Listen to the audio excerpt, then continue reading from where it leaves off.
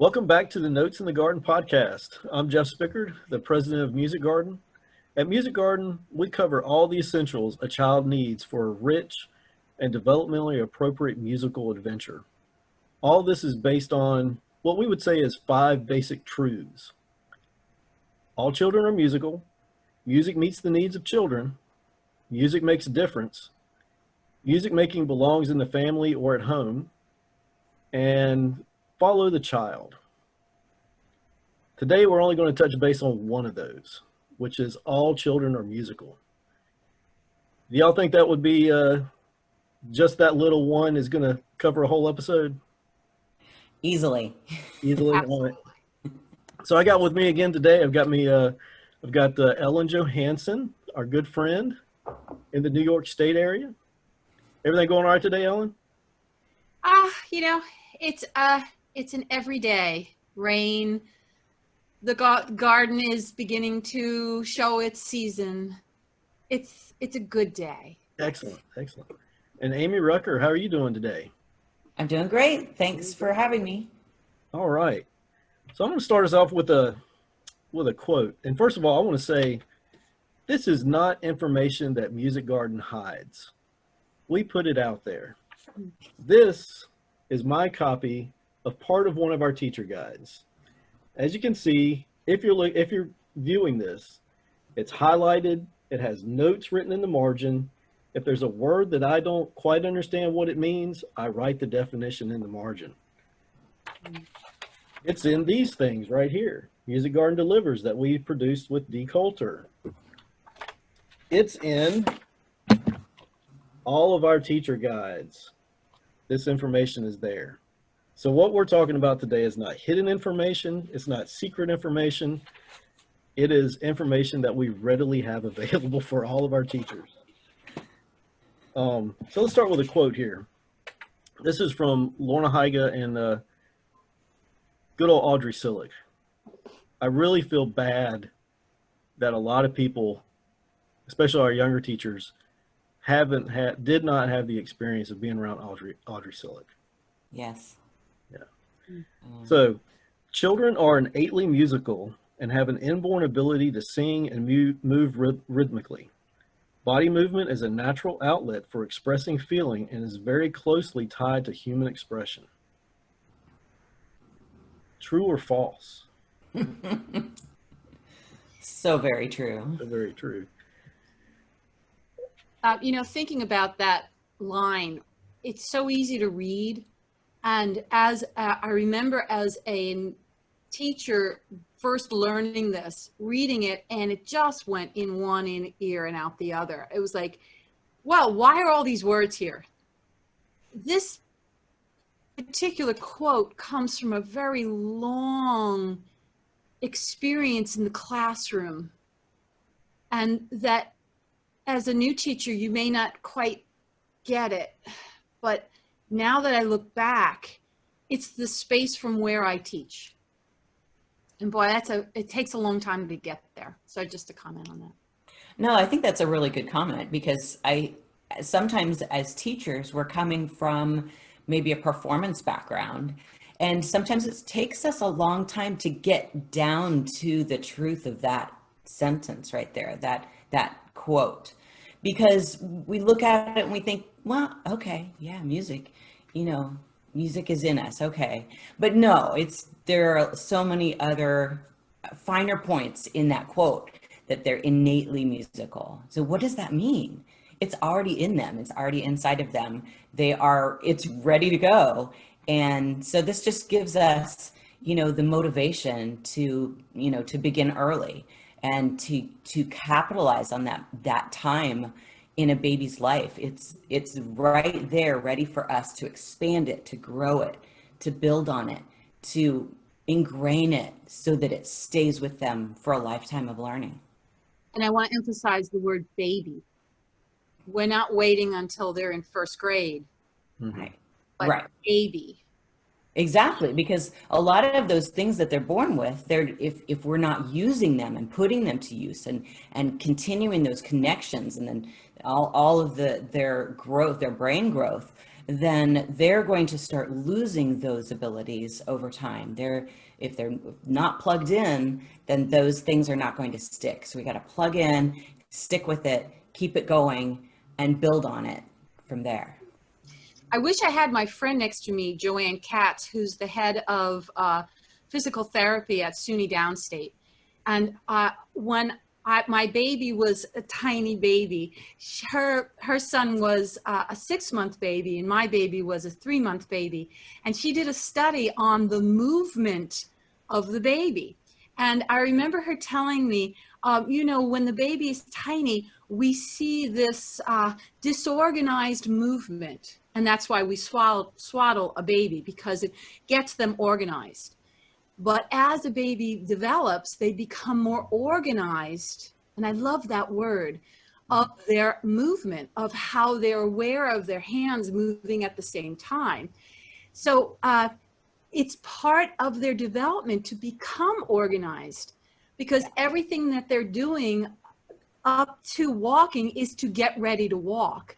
And you have to have an organized body to walk.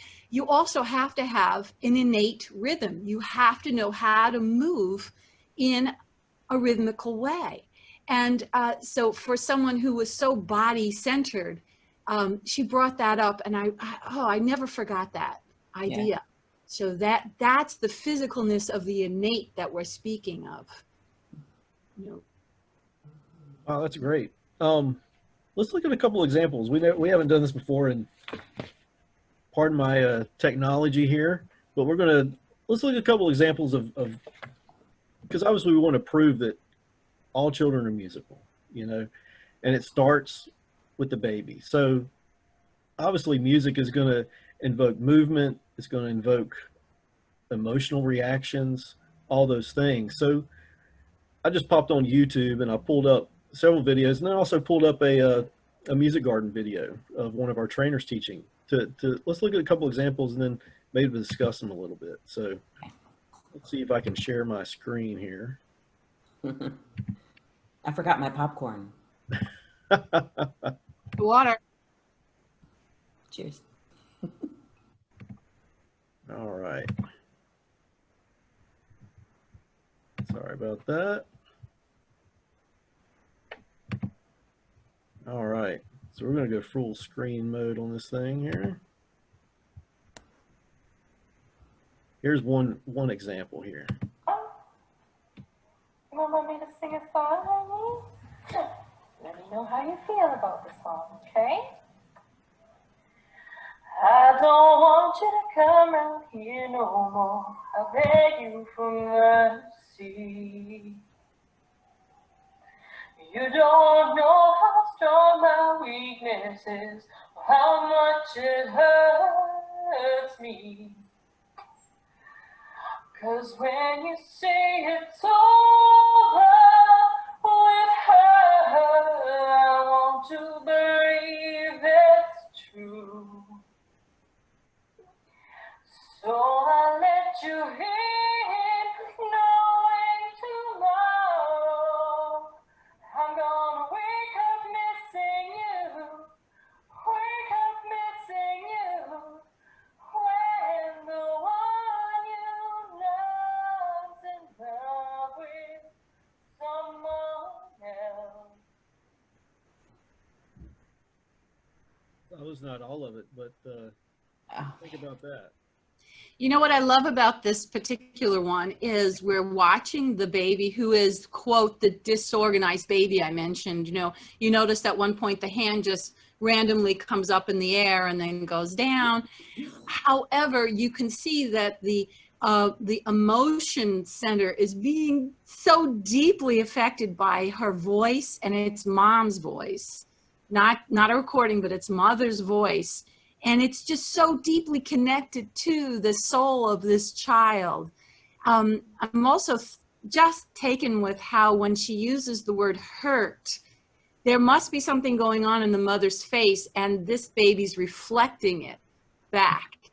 It's just such a wonderful way to see how those ears are always open, and it's through these ears that we hear emotion that is being presented through the music. It's great. Yeah, I couldn't add anything more to that, Ellen. That's exactly it. And in fact, I can't talk because every time I watch that video, I'm a mess. I love it so much. You know, it's a reflection for really all of us to think about the, you know, what does music mean really to us, and how is it connected to us? And there is something, an amazing bond, an amazing connection in music, and this is why, you know, that's why we teach right there. Well, and this is okay. So the next video we'll watch will be a little bit different. So let's check it out.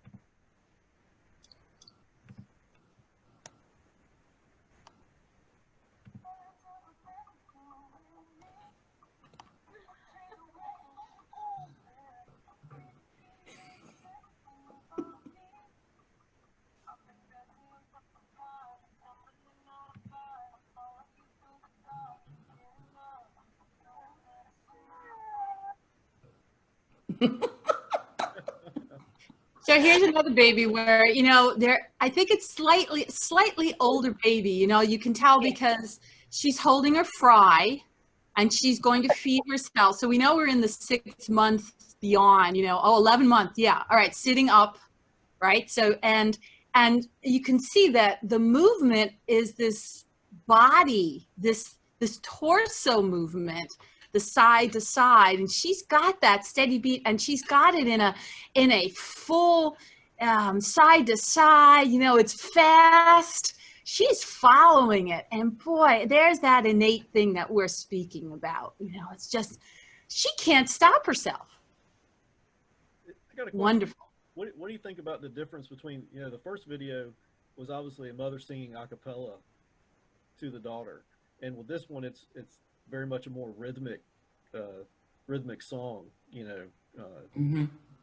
Well, if you notice, her eyes are less focused. She's not looking at her mother, so she's not getting it directly. It's definitely a recording that she's heard a lot.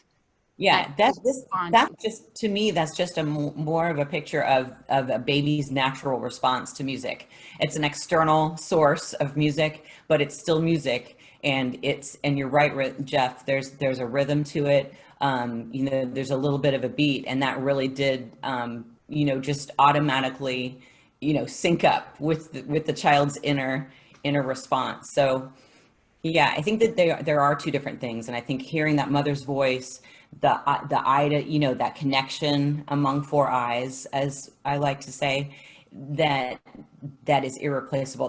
It's a different moment. It's a different connection. Yeah, I agree.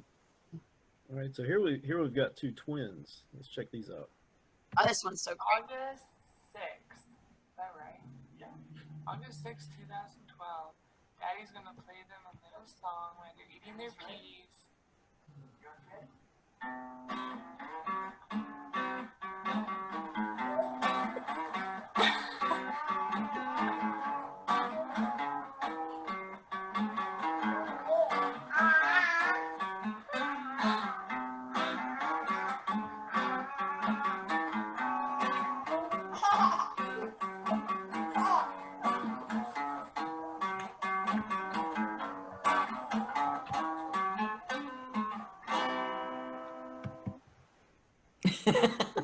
Oh my goodness, there's so much good stuff going on there, you know. Did you see the one on the left with the hands? You know, she's talking with her hands like, give me more, give me more. Or there is some kind of sign language going on that she knows that they understand this. And which one looks at each other first? Is it her that looks to the twin? I think so. Yeah. And they know this is playtime. This is going to be fun. They're and like, here we go. Right. And they're in sync. And you notice now their body, they're really going to side, and they're singing. That's just so now we're showing that they're beginning to come out with that vocal response. They're not just sitting back and just moving with the steady beat. They're steady beat and they're singing. Oh, this is so much going on. And in a music class, man, we can do so much with that open space. Before you know it, they'll be singing in tune. It's Oh just yeah. a matter of time. Absolutely. They'll be giving back patterns. And it always whenever I watch this one, it reminds me of, have you ever seen the video of the metronomes? They did a study with the old Seth Thomas metronomes that swing, and they started them all at different times. And then over time, over just a matter of a few seconds, they end up syncing with each other, so that then by the end, everything is. So I can't explain that from a physics standpoint, but I see that in these twins, how you touched on it, Ellen, that they are specifically moving to that beat. They've synced themselves up with the beat, which syncs them with each other, which is just a beautiful picture. Yeah, it's a cultural thing too. The whole family is involved. Yeah. Music is in the home. Yeah. Yeah. So now let's take a look at a music garden example. This is actually Jill Hannigan, one of our teacher trainers, and also the co-author of the Music Makers at the Keyboard program. And this is her teaching a baby's class. So this is a clip from it. So.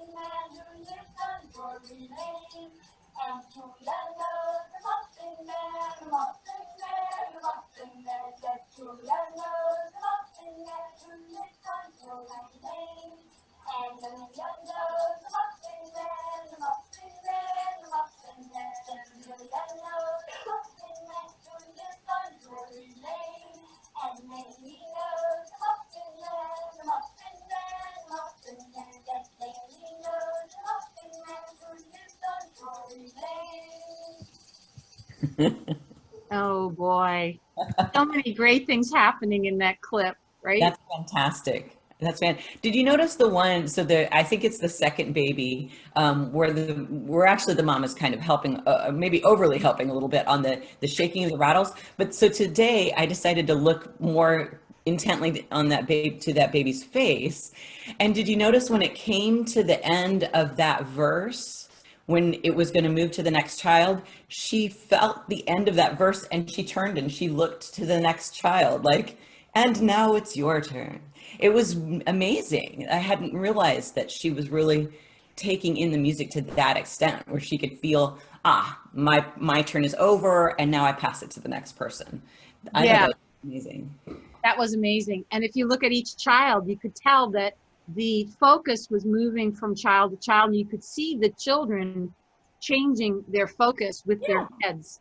Each one, not just her, but the last one, she knew it was coming up to her. And you can actually see her whole body turn to, okay, Jill is now focusing on me. Right.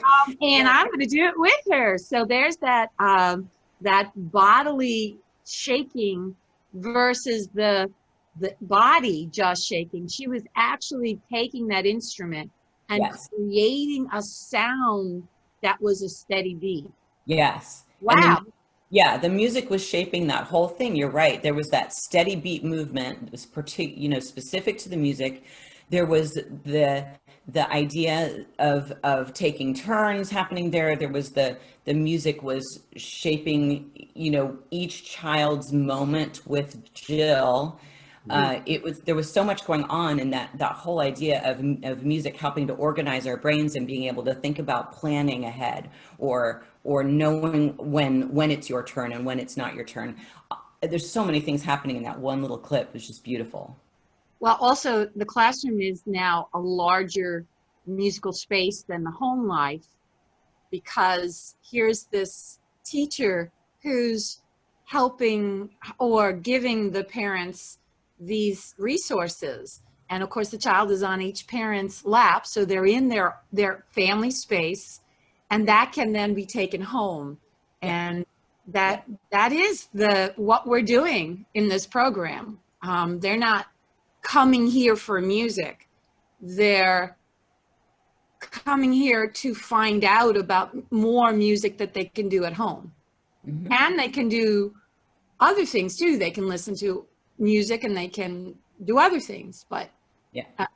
And we're creating these moments where the parent can even move forward with what we call that innate musicalness of the child. So great. Well, I didn't really plan it like this in the video series, but just an observation real quick. And you can tell me if I'm crazy or what. The first video was very much the sound of the mother's voice. And then the second video had this strong rhythmic pulse.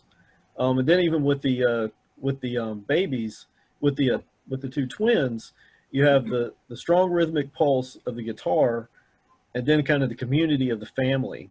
And then in the Music Garden video, you have the parents singing along with Jill. You have a strong rhythmic pulse. It's almost like a culmination, and then you have the community getting together. You have basically a culmination of these three types of videos put into this class. Exactly right. And it just follows the child development perfectly. And I think that's a great observation, that their first response to music is movement. So we showed the progression. The next thing that's going to happen is something vocal, and they're joining in with their abilities to follow the music and purposefully respond. So, and then over time, those vocalizations are going to get more and more organized and turn into patterns. And so, no, it is the perfect natural starting point, and it demonstrates that progression beautifully. All right. Let's see if I can get out of stop sharing screen here without losing connection. So here we go. Okay. All right. So if you notice, I am looking at my notes because this is a very detailed session. So I want to make sure I'm keeping things straight here. Okay. So why is this so important for babies? Oh, Yeah, go ahead. go ahead. I was hoping you would answer that one. That's a big question. It is a big question, and it's a lot to sort of put into a digestible chunk. But I think the important thing is to really always keep in the back of our mind that the music is a part of their natural. It can be a language for them. I mean, it should be developed alongside their own speech and of the language that they're going to learn to read and write. And we want them to be sung to. We want them to have musical sounds around them. I mean, it's just like the child who you want to learn to read. You don't expect them to read, maybe until they're 5, 6, or 7, right? Or 5 or 6. And, but you don't wait until they're 5 or 6 to hand them a book and go, oh, this is the Chronicles of Narnia. Let's start on page 1. And then you're suddenly teaching them letter sounds. Well, how does that work? They're not going to be able to read that book. But no, that we don't wait until they're 5 or 6 and then hand them that. We're talking to them. We're reading to them. We've got rhymes. We naturally do this in our home. We talk. We have conversations even with their babies, right? And in fact, I remember one time I was in the store with Elise, and she was in the cart, and she was I think she was in like a car seat in the cart, and I was talking to her, and I asked her a question.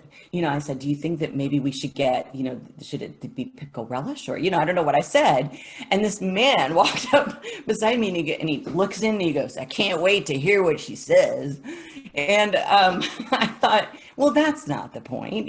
She's not going to answer, but we're starting conversations with them when they're really tiny, right? Well, music is the same thing. And if we can start when they're babies, even in utero, we can start at that point, giving them the sounds of music, which will later become, their tools for learning to read and write music. So that's the crux of it. We want to strike while the iron is hot. We want to expand on what's already been given to them naturally. We want to use this time to ingrain the music so that they are connected with these sounds and the feel of it and the rhythm of it, we want that to be internalized from day one so that they can expand that and grow. And then on down the road, they can learn all they want about, the fun, the facts, the theory, the history, that all can come later. But boy, these early months, this is the time to start. Yeah. And in fact, it's essential. This is the time when their heritage language comes into play, when they're babies. And that is the new term that's being done with the second language movement, that when a child has two languages, it's their heritage language that the mother is going to speak to the child. And music is part of that heritage. I love that. Yeah, That's awesome. thought. So Yeah. we're not only speaking to our children, we're singing to our children, we're humming to our children, we're telling stories to our children. And when they're babies, we want to be especially careful with that, because this time they're doing so much with those ears. They're hearing it. And so they've been showing research that the child who hears more words, more sounds by the age of 5 are going to do much better in school than the child who barely hears those words or only hears it on a television. They have found that that's not the same as when a mother or a caretaker is speaking directly to the child or singing directly to the child. Yes. And so that's where the music class is so important, to help the mother and father and caretaker who may not have had it when they were little, would not naturally want to sing to their children, feel uncomfortable singing with their children. Right. And now they're in a classroom where they're being encouraged to do these things. And so I want to catch, so that baby class is, often I'll say to the parents, this class is for you and your baby is your prop. And somehow that calms them down for some reason. You mean I'm here for a class for me? Yeah. Right. Yeah. And really that their job is easy, that all you have to do is do what I do. And it really releases them from that idea that they have to do something special. No, they just get to sing and have fun. Just have fun. And usually after about 10 weeks or so, I might even say the comment, I'm really beginning to hear that you're singing with me in tune. Wow, that's amazing. This is muscles that you need to work, and we've been working them out. And my goodness, you're able to do this now. And I can see the happiness coming from them that, maybe I will sing with them. And you're giving the parents such a gift in that, because when you know that the parent is going home and then their time singing at home is spent with them singing in the child's range, and they're actually singing tunefully in the place where the children can sing, then you've given them such a gift, because many parents don't know that. And they may hear, in fact, they hear me sing at the beginning of the baby's class and they'll say, well, you sing high because you have a high voice. And I say in my speaking voice, which is actually very low, no, actually that's not my comfortable place to sing. That's the child's comfortable place to sing. So I'm pitching it in a place where they can match it. And that's crucial. I mean, that's so important. So you're giving a gift that is going to keep giving at home. It sounds like you're awakening two natural things. You're the natural musicality of a child, but then also the natural musicality of a parent to teach their child with music, Yeah, exactly. And really to encourage them. And I think alongside of that, we have to say, we're always trying to encourage the parent to get up, get in the right range and to sing well, right? Mm-hmm. And they will, you'll see them make that progression, as Ellen had mentioned. But I think we always have to emphasize with those parents too, that it's your voice. That's the voice your child wants to hear.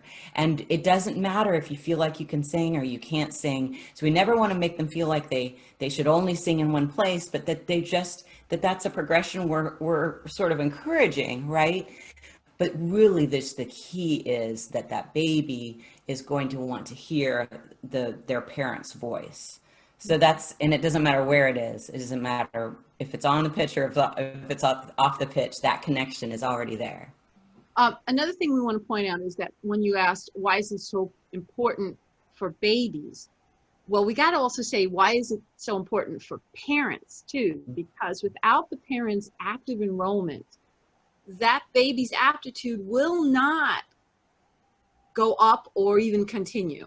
So and I can't state the research, but the research was shown that, say, a baby in an orphanage or a baby who's not getting the attention, that aptitude will begin to go down and even disappear, which will say they will often have delayed speech development, delayed movement development. So everything gets delayed. Yeah. And so this essential time, well, we've got to give the parent more of that encouragement, training, confidence, that when they're reading, when they're singing, when they're swooping, that these things are not just fun, but these things are so important. Right.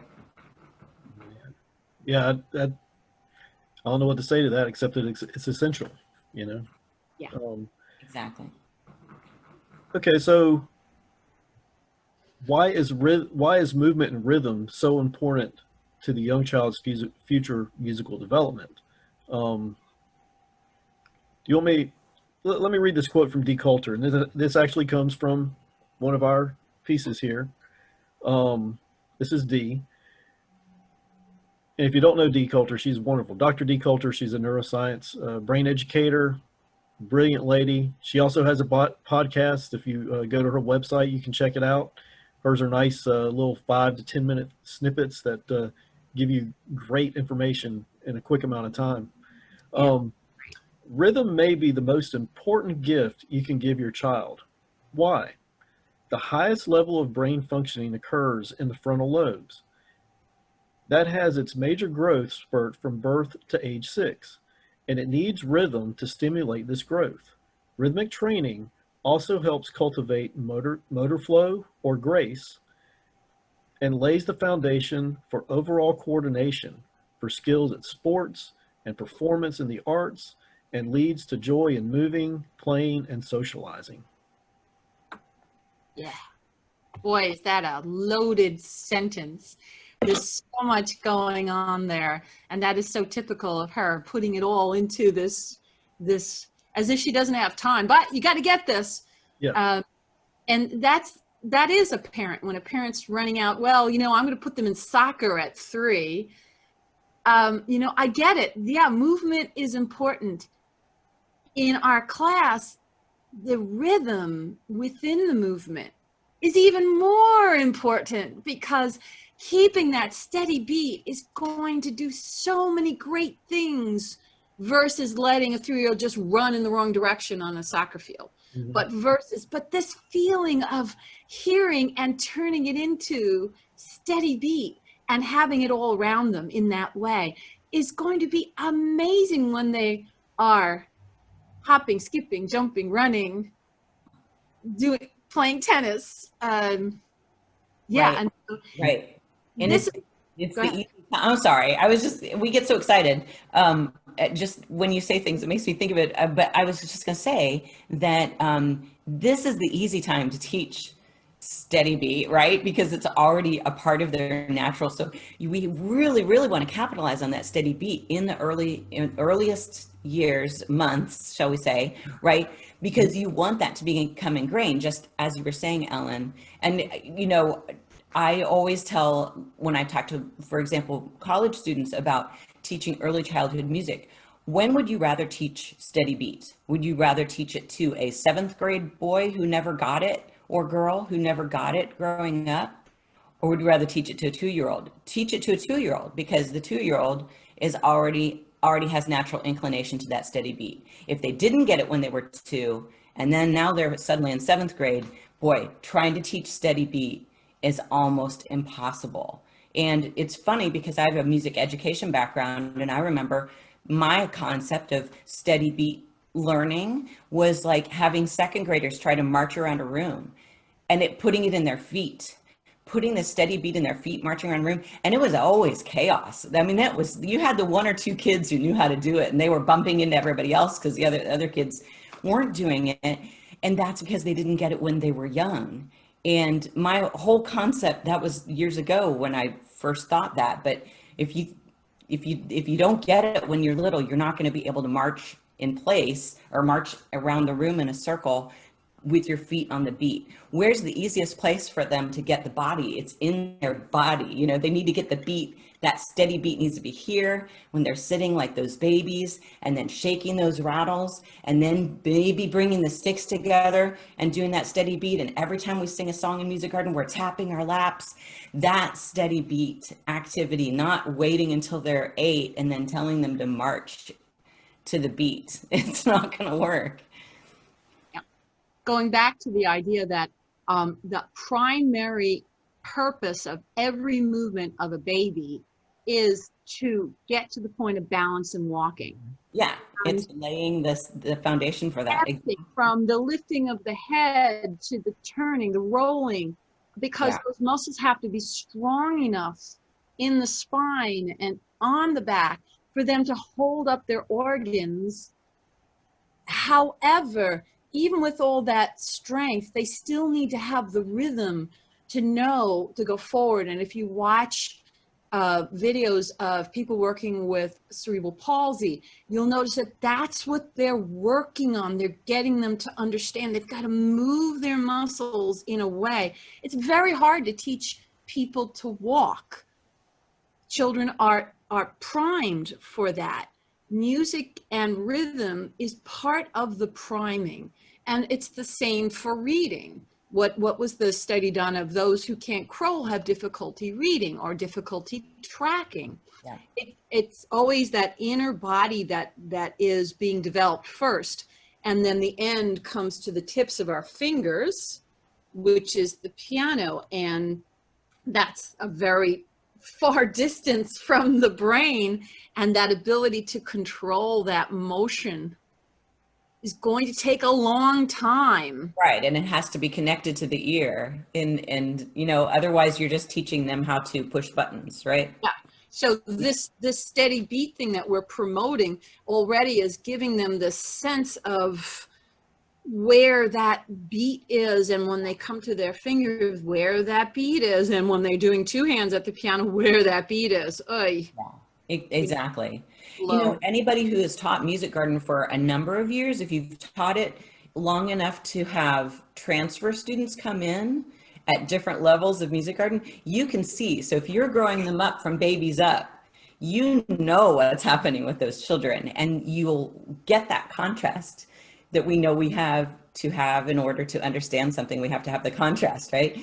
Thank you, Ed Gordon. And we see that child come in without all of that other foundation, and we see the difference. We see the difference. They can catch up, but it's a good way. Yeah. It's a good way to see that, you know. That includes the cultural foundation. You know, when we are doing this kind of motion and we're asking children to jump and hop and sing with us, we're creating this safe space over many years. And they don't even think twice when you're going, so, me, do, and they just come right back. Yeah. Bring a child that's a 7-year-old to do that, and they do. You go, so, me, do, and they go. Yeah. There's like no cultural basis for them to even come back. And on top of it, the culture said, that's not cool. Right. Not cool. They don't even have the rhythmic sense of, I've just given you a pattern with a certain feel. You know, your Music Garden students, they just know to echo. They echo stuff back, and they get that response. They can feel it. It's just like those babies turning to the next child. Oh, that verse is over and now it's your turn. How do they know that? They're babies. Truly amazing. Listen to both of you talk. It really reminds me of my children, you know, they've come through the Music Garden program since they were babies, you know. And even my youngest, Katie, she was in classes when she was in the womb, you know, right, with her big sister, you know. And I always, with my friends who I love so much, you know, they'll say, they need to start their kids early in sports or something like this. And I always tell them, if you really want them to be a good athlete, why don't you do music and movement first? Right. And really, because you can learn the skill once you have rhythm, grace, balance, all those things. You can learn the skills to play a sport very easily. Definitely. And then I look at my own children, and my now 9-year-old daughter. I remember this was probably when she was 6 years old. She could smack a baseball pretty easily. She could learn that skill really fast. Yep. And we're saying, it wasn't even hitting off a tee or something like that. I was pitching her the ball. Once she got the eye coordination down, Yep. it was no time she was smacking the baseball. Absolutely. And still do it. And my youngest can do it now. She's 7, and she's been doing it since she was 5. That's awesome. And I really attribute that.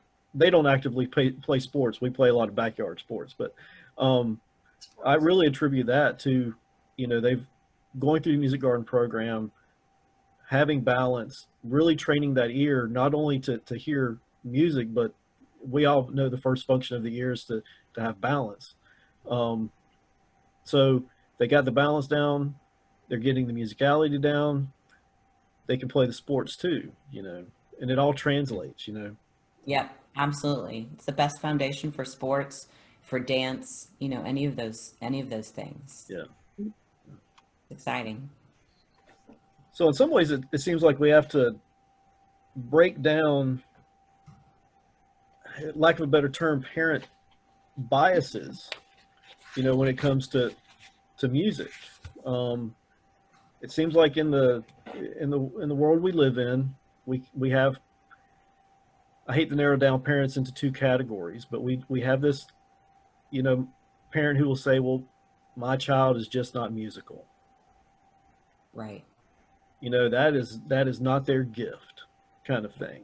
And I personally, my friends, again, who I love, they have sat down and told me, look, my child just isn't musical, and I always play a little game with it. Partly because it's not that I want to prove them wrong. I want to show them that this truth that we believe, that all children are musical. So I'll say, well, give me a minute with your child for a second. And I'll start with one of our simple patterns, bum, bum, sol, do. And within no time, that child is mimicking that pattern. Then I'll go, bum, bum, bum. Okay, sol, mi, do. Those are our 2 basic things, Next thing you know, the child's mimicking that pattern. And if the child's old enough, if they're 6 or 7 years old, I'll take them over to the piano. And like right now, my youngest daughter is in keyboard 1. So I kind of mimic what keyboard 1 would be. So do something like Listen for Bells. Right.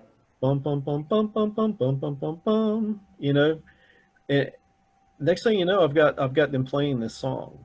Right. And then I look at their parent and I'll say, sure, they're not musical, and then all this takes place within like the matter of, 15 or 20 minutes. Right. Yeah. So do y'all feel like that's a stereotype we would want to break down? Yes. I think a lot of parents confuse my child is not musical to my child doesn't, well, I hear my child shows no interest in music. And that's a deep question because we realize, well, is it because you haven't shown it as something to be interested in? Or were you assuming that when you put on that opera that they would enjoy it with you? Or could it be that if you gave them a choice between running outside and playing versus sitting with you to hear music, will that, so we don't know how they came to that conclusion It could also have been the possibility that they attended that one demo class and their child was the one running in the back of the room. And so therefore, oh, he's not musical. He always does this in a class. And I'm thinking, yeah, well, he may not be mature enough yet to come to a space and sit, although inevitably that child will come running when I take out the sticks. However, there, you know, there's a difference, but that's not what the parent's seeing. The parent is just seeing, I'm sitting here like a fool while this kid is running around. Yeah. You get back over here. You better sit on my lap or else. And suddenly, oh dear, here we go. And so we realized that there's the mindset. Music is to be done on a bench. And it all comes back to that parent education that, I mean, you're talking about a really key point. I think that parents have a performance mentality. So parents are looking for performance as the measure. Yes. And we know that it's the process. It's not the performance, it's the process. So, and when you're talking about the child running around in circles during class, that was my daughter, and who is now a very accomplished singer, actor, and French horn player. And she, you know, she was the one. If we were doing a circle dance, sometimes she was just lying down on the middle of the floor in the middle of the circle looking up, and we're dancing around her. Like, there's Elise. Ask Kathy Matthews. Elise was in a lot of her demo classes and did that very thing. And afterward, I'd be like, I'm so sorry. And then Kathy would say, no. The teachers need to see that that's a response as well. And Elise was absorbing everything, and it doesn't matter whether they've gone to the corner or they're running in circles, or they're in the middle on the floor. They're absorbing all the time. Oh, yeah. And so the performance is never the measure, and that's a really difficult thing, I think, for us to get across to the parents. We are not judging, and we're not labeling. Everybody's going to do it at different times. They're going to come into it on their own time. I say that all the time. And that's why I don't want to compare. That's why when they come up to give patterns, I don't applaud. And I tell my parents not to applaud, because we are not measuring their pattern doing. We're not putting a label on that was good or that was bad. We are thanking them for coming up and giving that pattern. Thank you so much for making patterns with me today. And they can go back to their mom, and of course the mom can give the hugs and all the encouragement she wants. But we're not going to applaud that, because we don't want to label it at a certain level. Well, oh yeah, you were almost there. Hey, that was pretty good. Yeah. And we don't want to scare them. We don't want them to ever feel like that's a performance. So I think it's really a key parent education thing, that to go back to what we started saying is all children are musical. So that parent, they can't make a judgment on their child and say, well, my child isn't musical. How do you say that? From what authority do you say that? And so often their measure can be misguided, and we want to just encourage them to understand it's for all children. This is for all children. So and for that parent who is in that place, it may come down to saying, trust me, because I know where this is going. Exactly. I had a parent the other day. I'm now on her 4th child, and she's trusted me through 4 children. Yeah. And her comments was, in the beginning, I had no idea what was happening, but now I know exactly what's going to happen. Right. She had to see the full experience to understand this. The parents walking into our room don't have that full experience. Nope, they don't. Down to yesterday's phone call odd phone call. I picked up my phone, and this woman said to me, "Do you give piano lessons?" And I said, "Yes." She said, "Well, I want to take one right now." And I looked out my window, and there she was in the car, talking and I said, "Well, I'm fully booked." She said, "But I want to learn music now, like today, in that lesson." In other words, one lesson is going to do it. That's the mindset in today's world. We're going to learn it now, right here. I'm going to learn how to press those buttons, and then I move on. And we're showing them a whole cultural world that takes a long time. And I've got to get those parents to trust me that I'm putting them on the correct path or the optimal path for their child. And yeah, it's going to look kind of messy in the beginning. Yeah. Child laying on the floor, child rolling over, child looking at the outlet.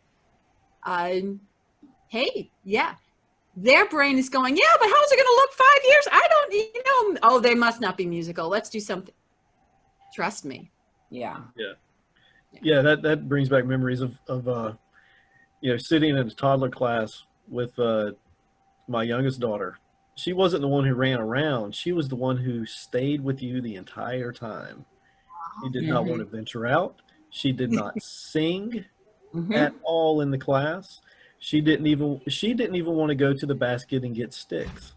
Oh, boy. She wanted her comfort space, which was with either sitting with me or sitting with my wife, and it really took until I would say the second semester of music makers at home, which for us, we know that's, ages 4 to 7 kind of area. So she was about 4.5 before she would start venturing out. Yep. My other daughter, she was entirely opposite. She's the outgoing one. She's the one who wanted to sing the patterns. When you come up with a stick to do the patterns, she wanted to do that. Right. It's just that was her comfort level. The funny thing is they're both extremely musical. Yes. Are they perfect musicians? No. But they have this great ability to learn. Yes. So, yeah. And music is a vibrant part of their life. Hey, what are we trying to give here? This gift that we keep saying that will live throughout their whole life. It's the most special thing I can give you. However, there's a caveat. It takes a long time for me to give it to you. Yeah. You got to give me enough. It's not just one session and then you're going to go do dance or you're going to go do soccer. This gift is many faceted and it won't show itself for a long time. Boy, that's a big one to ask parents, but yeah. Now the other dichotomy to that is the parent who says, my child is extremely musical. Couldn't you give my 3-year-old that piano lesson? I mean, they're already pressing those keys down. And, yeah, they could be. And so what better spot than in this room? I remember an extremely musical child who was being asked to play almost 3 hours a day. This was age 6, her violin, and the head of the department that I was working with suggested she come in and check out our Musikgarten program. And at that time it was music makers around the world. And we were, I think, telling the story of Dick Whittingham or one of those things. And she was just thrilled with the whole experience and she wanted to be part of the reenactment and she couldn't wait to get to the bars and the ensemble and she had great aptitude. She sang in tune and she kept a great beat and there was joy. And then mom came in the room and it was, well, that was nice. Yeah. And because her measure is, because the mom's measure is performance, right? Yeah. I saw this at my big conservatory. No, you need to work. It's time to get working, not playing. You got to work. You got to get that thing done because we have a competition coming up. Yes. It can't be that important if it's just fun, right? Yeah. So, I mean, that's an interesting point. Joyful music making, which is what we do all the time. We do make it look easy. It's the music makers keyboard kids when I tell them, you're doing college level music theory, and they just laugh. They think that's hysterical. They're like, but it's so easy. And I'm like, I know, it's easy for you because you built up to this. So yeah, same kind of thing. And a lot of parents do call with that. Well, my child is, they do have a sense that my child has something really special, which is great. And we want to capitalize on that. But we also have to educate that parent. Just like you're saying, Ellen, you know, that we're gonna help build a foundation for that musical ability that your child has. And we don't want to squelch the idea in the parent. You know, we don't want them to feel like, oh, guess what? All children are like that. It's not just your child. When that's not the time to talk about that, but the time to talk about it, what you want to address is, here's what I can do for your child to make sure that love of music sticks with them for their whole lives. Yeah. So this back- this natural thing they have of sorry, Ellen. So this natural thing they have of movement to music, when somebody sees their child naturally moving to music because it's an innate thing, that doesn't necessarily mean that they are special music kind of Right. person. It's just that it's natural, and then what we want to do is develop that natural innate ability. So Yes, exactly. And tell the parents, great job for having music in the home. Good work already getting a start and giving them the language of music.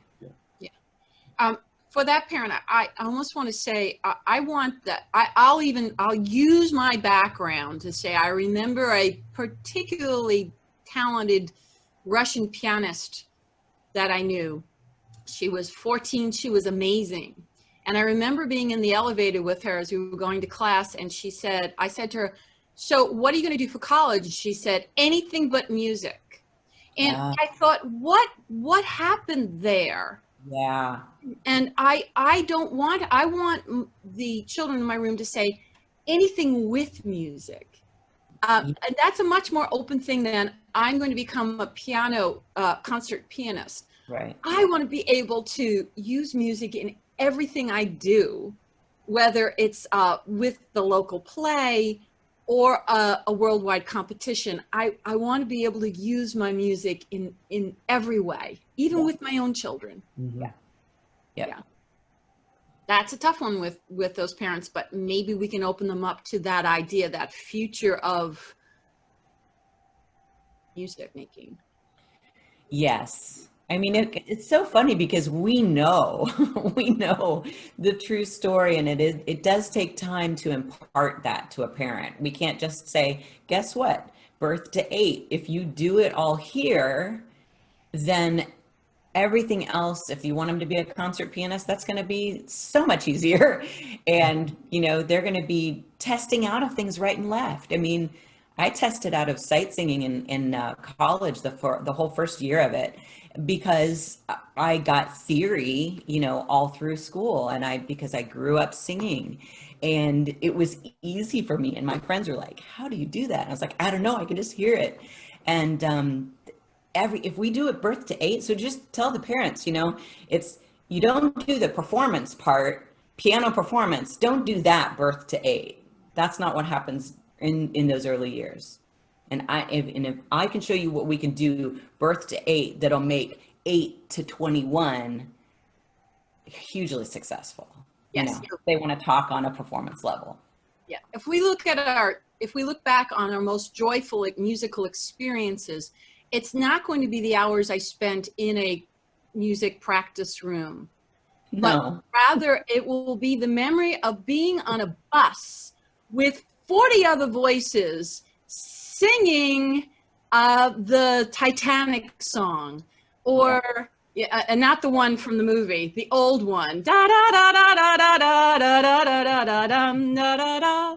I know you don't even know, but I knew every verse of that song as a kid, because on that bus that took 3 hours, we learned all the verses. We kept singing it until the camp counselors would shout, "Stop it!" I have such a joyful memory of those 3 hours of singing all those songs. That's all the best. Yeah. And That's it right there. So Yeah. we want that child bopping into our room. What are we going to do today? Oh, guess what? We're going to do Dick Whittingham. Who's that? And, you know, so my child couldn't wait to get the scarf. He got the scarf out before I even said it, and started to rap his favorite joyful thing so he could put it on a stick so that he could take the walk. So We just did that with Bebop Bootsaman. We put that on put a knapsack on our yeah, desk yesterday. Well, So, since parents have this kind of, performance mindset, then it kind of leads you to an instrument mindset where everything has to lead to you have to start an instrument. You have to do an instrument. Everything's about an instrument. One of the things that a lot of people do to either market their program or something like that, they might do an instrument time, or they may have a time where parents can come in and look at instruments, or children in general can look at instruments. So what's your general feeling about those types of things? And then I'll follow it up with a quote from Lorna. But it's a great moment within what could even be greater moments. Certainly, introducing a violin to a child is a great experience. It's a touching feeling, pressing the strings, that sort of thing. And you might get a child who will say, oh, someday I could play this instrument. That's a wonderful thing. And we need to give them the foundation so that they can actually do that. So I don't want to diss it. I just want to put it in its rightful purpose. Entice, encourage, show the joy of it. Yeah, it's a pulling up experience, right? It's the Montessori, we do want to pull them up with rich language, right? Sometimes we use words that are above their vocabulary, right? And it pulls them up. And with the instruments, it's kind of the same thing. They need that exposure, and they should be probably going to, the symphony programs that are designed for children and families. And that should be, they should experience those instruments, in the setting of an orchestra. I think is fantastic. And I don't really see that I think touching the instruments and all that is good, but it doesn't have that much impact at that early age like it does maybe when they're in 4th grade and 5th grade. That's when you show them an instrument and they're like, aha, and they get really excited about, I want to play that clarinet. That is that thing right there. And they let you take it home, for a day and show it to your parents. And it's so exciting. And you open that case and the velvet and all that. So that was me. I guess I was a bandy. So that was my experience. But what I find more of a challenge is helping the parent understand that when they come to a music garden class, they're not going to play an instrument like that. Like a parent in their mind, they're like, instrument, violin, instrument is piano. And we're thinking instruments. They're sticks, jingles, the rattles, and then the apparatus like the scale. Yeah. And we're thinking tools, we're thinking musicianship, things that they can actually handle, they can hold, they can not only play, but they can take care of. Think about that aspect of the taking care of the instruments. I have instruments that are decades old that are just in great shape because you teach the children about instruments. We pick up the sticks carefully. There's a care involved. So caring for sticks is a lot easier than caring for a violin, which is a very fragile instrument, right? But we're building in this idea of this is my instrument, this is how I teach it, treat it with respect, and this is how I play it. But giving them things that they can manipulate and actually layer concepts with, and actually make a nice sound. Make a nice sound. It's beautiful. They can manipulate it. They can add it to other people's sounds. There's so many levels in which these instruments are providing just like the ideal experience for their age. And that's what we want to do. And so it's, again, it all comes back to parent education, because we do have to tell them, well, instruments are great and we're building up to that. And boy, it takes with some parents, it really takes a long time to get that importance into their mind about why we do sticks and jingles. But I do think that those times later in the music garden curriculum where we do have like instrument time, it's awesome to bring in the live instrument. I mean, I love the day that I bring in my French horn.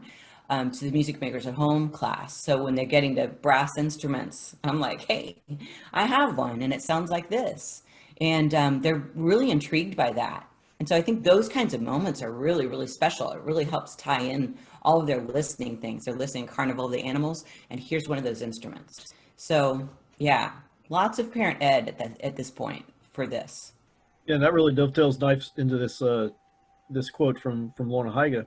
When surrounded by music and musical instruments and allowed to participate actively in a musical environment, children learn to make music both freely and naturally. And Lorna definitely has a different definition of musical instrument, which is what you just defined there, which are these things that are more appropriate for a young child, you know. Right. Yeah, the freely and naturally part. You know, you don't really picture a child going into a room with a couple of violins.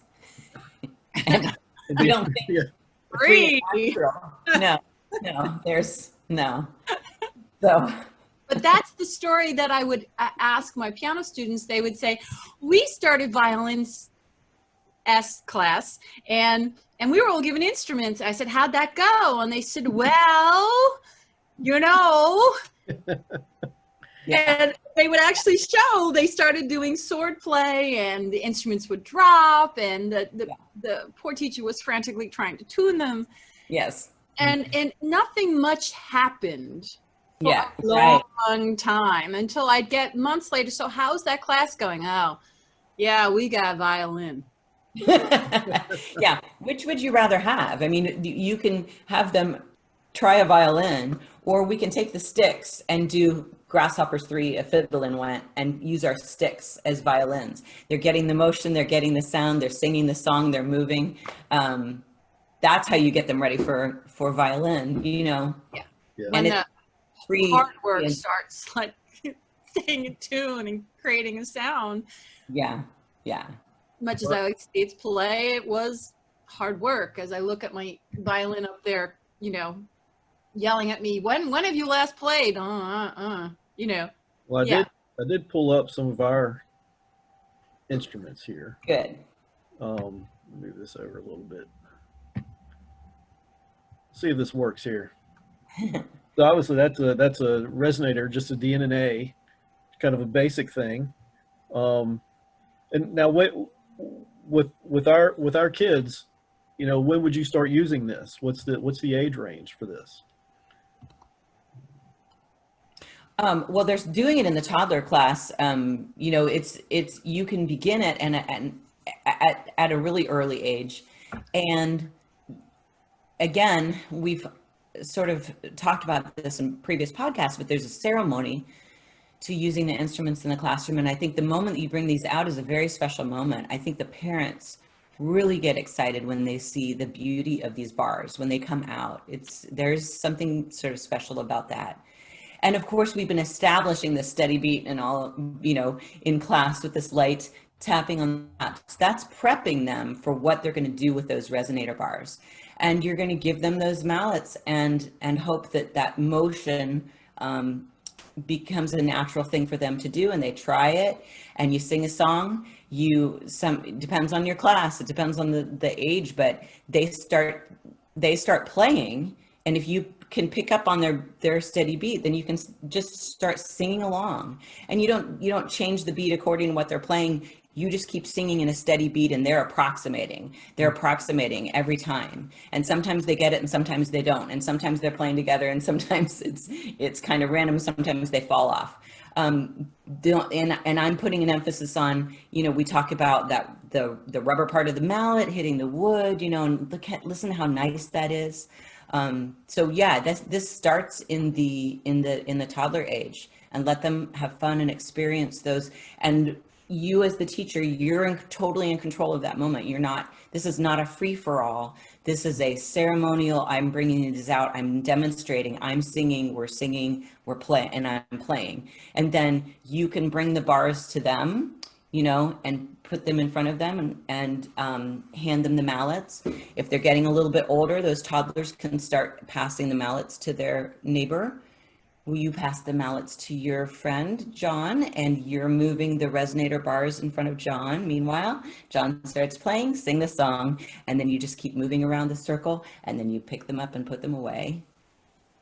I don't know. I feel that's how I teach in the workshops. That's how I teach teachers about bringing the resonator bars. There's more to it than that, but you do start it in the toddler level. Mm-hmm. Very much. Well, Although I will bring them out in the baby level where I will be playing them. Oh, you can play it and accompany your singing. It's so nice. Yeah. That's a wonderful place. And too. certainly with Yeah. 3s and 4s and 5s, we'll expand the use of these. Of course, there'll be more of them. We can bring out the whole octave if we can afford that. And the children can't wait to try all those pieces we've been singing and dancing to try to find those pitches on these instruments. And it's such a, it's large, so they have the ability to use those large muscles as they're working on those pitches versus say a piano where there's so much more they have to deal with, or even the small glockenspiel where they're too tiny and they're getting caught up hitting 2 or 3 rather than 1 at a time. So it's a totally appropriate instrument all the way up and beyond age 8. well, I probably started with the wrong one, but That's so here's obviously our sticks, very, very age friendly. They're small enough to fit in kids' hands very easily. Looks like we lost Amy. baby. It's a great sucking device. It's natural wood. There's nothing, and we make sure that they only have their own set, so they can go week to week with their same spit on it, and parent is not concerned. And by 2, when they're into the classroom, we can start sharing these in a basket, and by then it's assumed that they're not going to put it in their mouths, but they're going to at least hold them and maybe tap them and eventually tap them steady. Yes. And the beauty of the wood, and did you already say this? I'm sorry, I was about to use my computer because my power cord was not plugged in, so I had to grab it off of the floor. And so I didn't want to leave completely, but that the wood has a natural antimicrobial, quality to it. So as it dries, the germs dissipate. And germs do not reproduce on wood the way they do on plastic. So when the wood dries, it's good to go. Yeah. So even if it does end up in a mouth, I just set it aside. It'll be fine when it dries. And I believe that was a study at the University of Davis where they compared toys that were made of plastic and toys made of wood, and they checked that level. And of course, the wood had nothing, where the toys that were made of plastic continued to have residual. Yeah, I mean, the wood is like a natural, that's why we use natural materials, and it's designed that way to stay, probably because of just the way wood responds in nature. It has that ability to just dry and be safe. But gosh, they feel so good and they're smooth. Of course, our rattle, I love the rattle. again, natural wood. It's great, and it fits their hands. And it's for a baby. They can't swallow it, so Right. it's past that size, and it fits in a child's hand so well. And I always give them 2 because we want that symmetry and because they want to. And the best part of these, and I know that you wouldn't expect it, but they just love building towers with these. How high can you go? And so that's part of that. That's not how it was designed, but let's face it, that's they can only stack so many because they have 2 and their mom has 2. So hopefully they only have 4. So it doesn't get too out of control. And how fun is that? It's like when you take the sticks and turn it into an airplane. Have you ever done that and you fly it around? Oh yeah. Yeah, they have to be able to play with the instruments, for the activity, right? Because they've got to get that out of their system. Let's find all the different ways we can play these instruments. The jingles I love. Yeah. Don't you just like right now you think how cold that metal is right there? Yes, there's nothing like taking that cold metal and putting it on their necks. Oh yeah, you put it on your, let's see if it's cold. We always do that. And then we go, ooh, it's cold. and you know, all the different ways that you can play the jingles, of course, you know, like high and low and behind your back and all of that. But also my students know that my favorite way to play the jingle is to put the bell in my hand and hide the jingle in your hand and then shake it and see what it sounds like. And they're like, oh, it's rain. It sounds like rain. And they all know that we're going to end up doing it that way, because that's Miss Amy's favorite way to play the jingles. But yeah, and in fact, the older children, you ever have them, let's see, like, we'll jingle as fast as we possibly can. And then I'll say, what about slow motion? And I slow them down. And then I say, can you move it so slowly that you don't even move that little ball inside the jingle? And they're all doing this very slow motion, and there's silence. They were so proud of that moment. Now, on the other side of that, once out of all the jingles I've gotten, and I've ordered hundreds of these jingles, I actually got one jingle that had no ball inside. And I love that jingle, because that comes at Christmas. To those who believe can hear that jingle. That stays in that's my special jingle. Oh, I tell you, God. that's a magical jingle. That would make me laugh every time, because Polar Express, where he goes, oh, That's exactly. sorry, sport. My son says that all the time. He'll go, what's this? Oh, broken? Sorry, sport. Tom Hanks. I love it. Oh my gosh, that would crack me up so much. I love the drums. Oh, yeah. They, you know, at first when this particular drum, because it's kind of low, I was like, no, because I have the original one that's a little higher. I love this drum. I've learned to, you know, I love the surface of it, the feeling of it. Yeah. I love the color around the edge, the wood part of it. And boy, can we play with that sound hole. There's so many things you do. The eardrum. It's so right for the child, you know, compared to, say, oh, the drum that I've been using online, only because it's high enough for people to see it. Yeah. Yes, I spend too much time in a baby's class trying to, oh yes, there's a monkey there. You know, this is a distracting drum. Yes. I bought it, but I now barely use it. That drum, it doesn't distract from the sound that I want to talk about. Yeah. Yeah. If the drums are big enough that the children think maybe they can climb inside, you know, like flip it over and climb inside, that's probably a little bit too big, but I'm just joking. But I do love these drums, and you're right, the feel of it. And when did these drums come out, Jeff? This has been probably what, 5 years ago? No, these are probably 2 years. Yeah, because the original supplier we had for the other drums actually, I think they actually went out of business, unfortunately. Good company. Okay. So I remember when they came out, and that I was just asking how old they are, because I'm wondering about longevity. I feel like these are going to last longer. I think so. I put them all together, you know. I don't know if they see. Can they see me? Yeah.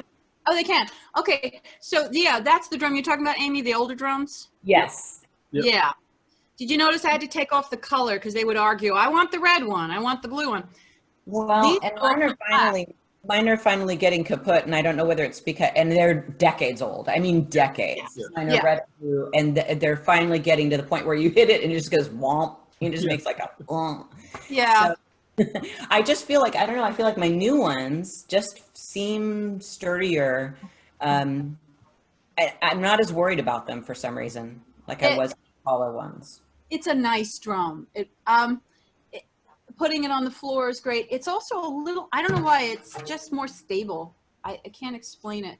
And do they still come with the mallets? Because it's a good thing to tell the parents that it's still a hand drum. We're going to use it as a hand drum. We're not going to play with mallets. We actually take the mallets out. Yeah. Oh, that's awesome. Okay, good. Okay. That makes sense. Yeah. That makes sense, because I haven't had to deal with mallets or anything when I did last week when a parent, I said, I'll send you these drums. And the next week they had ordered drums, and they were, I think, something like this. They were pretty close, but they had the mallets. So of course they wanted to use the mallets. So I let them use the mallets. And then after I said, now we're not going to use the mallets, we're going to use their hand because I want that feeling. And they were willing to go there. So yeah, that's a good idea to go ahead and let them explore with the mallets and then say, okay, now we're going to set the mallets aside. Yeah, I like that. Well, and I want to I also want to clarify. It's not that we're talking about these instruments because we want to sell them to somebody. If somebody wants to buy them, I'm more than happy to sell them to them. The reason we're talking about it is because, we're talking about an active music making environment that is right for children. Mm-hmm. And these are things that we feel are perfect for active music making for young children.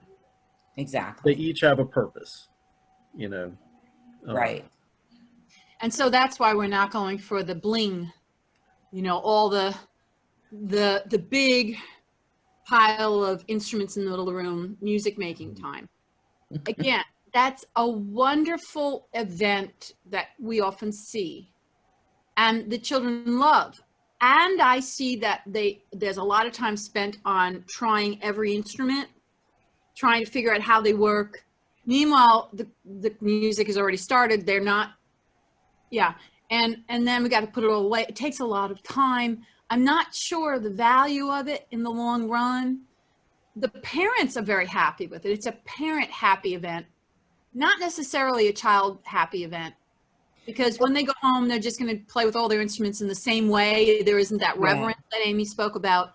Right. I much prefer the reverence. And if I'm going to do a variety of instruments, I'm going to first reverently show them those instruments throughout the session, maybe, and maybe have 2 or 3 of them. And we might pass them around. I've done that with triangles. Well, I'll have 6 triangles because I want to experience that bell, or the little chimes. Those are great too.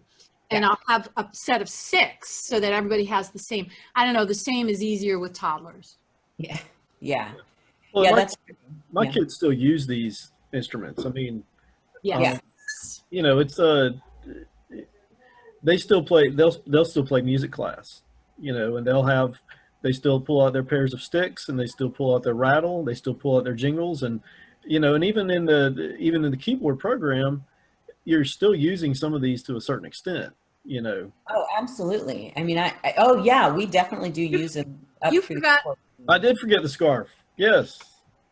That's a musical instrument in so many ways. And and these come back long after.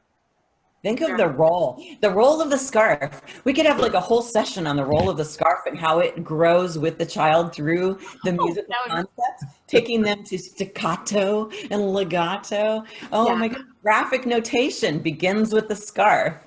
I love it. My favorite thing last week, because I am online, is we were playing, Who's That? And my little Amethyst took the scarf because she wanted to put it on my head. Oh yes. Yes. I thought that was so much fun.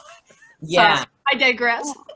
I had it reminds me, I had a child do something similar, and I remember in the corner of my mind taking notice of it, but I couldn't really spend a lot of time realizing what they were doing. But it was something like that. They're starting to play with the camera, that's fun. I love it. Well, that brings another dimension to the instrument. It's not just a thing for movement and a thing for building rhythm. It's also a thing for self-expression. It's something for imagination. Absolutely. So. Absolutely. I mean, you add a scarf to a dance and it takes on a whole new level of movement and flow and freedom, that whole freedom that Lorna was talking about. Really and naturally. Really and naturally. Scarf brings out that muscle. And boy, I'd rather be working on a supple wrist with a scarf than to say to a child, you need a supple wrist when you play a chord. Yes, or making a move on the piano where you want it to be that graceful move. Well, there it is. The scarf has built that in for you, and you don't see that in other children who didn't have the same experience. Man, sounds like we need to do a session on a scarf. The scarf session.